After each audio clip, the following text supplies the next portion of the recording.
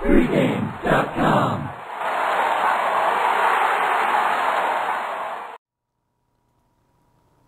Syracuse at Connecticut. Connecticut 2-point home favorite. This one's my best bet of the week. Last week I used Louisville over Syracuse. This week going to come right back and fade Syracuse again. This number being under a field goal I think offers a ton of value. You're looking at two teams where the perception is just totally different, I think. Syracuse 5-3 straight up. Connecticut 3-5 straight up. But when you look at the conference record, they're both 1-2 teams. They're mediocre at best. But I think the perception on Syracuse is that they're a better team than they truly are. That may be the case if this was in the Dome, but outdoors in Connecticut, I think it's going to be a tough afternoon for them. More importantly, this is the Pasqualoni Bowl. No bigger game for him than this one. I knew going into this season it was rebuilding for Connecticut. He was bringing that pro-style offense.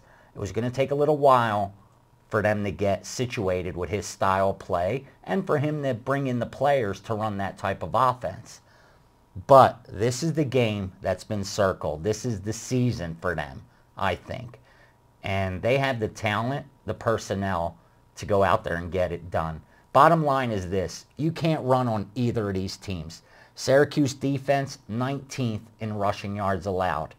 Connecticut defense, 9th in rushing yards allowed. When you look at passing yards allowed, they're both terrible. 111th is Syracuse, 106th is Connecticut. So both these teams are going to look to pass to have any kind of offensive success. But this one's not in the Dome. It's outdoors. I give a huge edge to Connecticut there. Less than a field goal. I'm going to the colleges for my best bet, and I'm laying the 2 with Connecticut. Yeah, I don't have a problem with this at all. In fact, you touched on a little bit the home run dichotomy of Syracuse. They have quality home wins at home against Wake Forest, Toledo, and West Virginia, although the Toledo game may not be quality because they really didn't deserve that game at all. Then on the road, they got non-covers against USC, Tulane, and Louisville. So on the road, they haven't played well at all. But one thing you didn't talk about is the situational play here. UConn played on national TV, looked terrible. And I was on UConn in that game.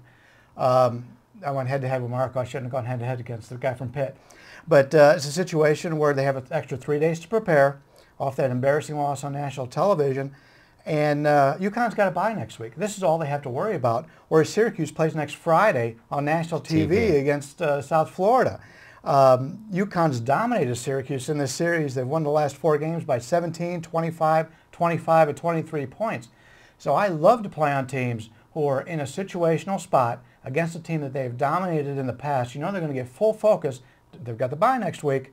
This is a great spot for Connecticut. When this line opened, and I told you before we came on, I took the +3 because I knew I wouldn't see that by game time. Well, I'm going to come back and I'm going to play the money line the other way. And you know, that's a good spot. Yeah, it is a good spot. So. And I would wait because I think this line will go down. You know, I think the public money is going to come in on Syracuse.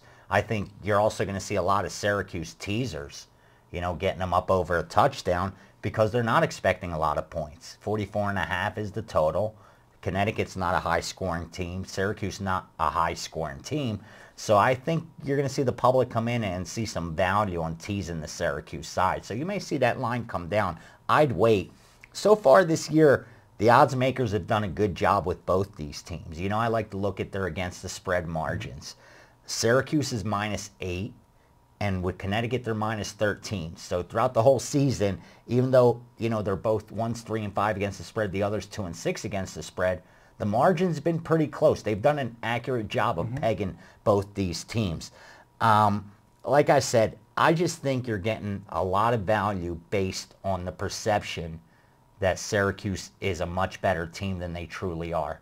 You know, that 5-3 record is what sticks out the most to me. But I think it's a phony 5-3 record.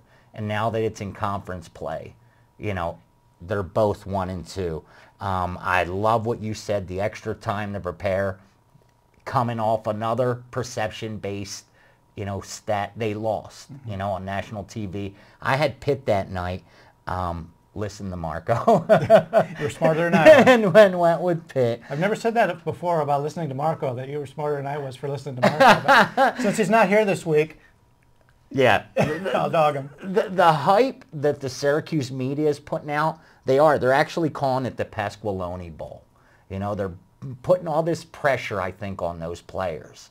Where I think on the flip side, for Connecticut, it's let's win one for Coach. You know, like this is our season. We're 3-5. Let's go out there and win one for Coach. And outdoors, just too much of an edge. Syracuse, like you said, not playing well on the road. They're 0-3 against the spread. I think they make it 0-4. My best bet, Syracuse minus the 2. Anything to add? No, I think you've got it. All right. Syracuse minus 2, best bet. Plus this weekend, going with my college football game of the year. The biggest bet I'm making in college football so far this season. Probably will be the biggest all season unless something pops out of nowhere. Coming in on a nice run. That'll be up on Saturday. Guys, have a good day. Enjoy the game. Bet UConn.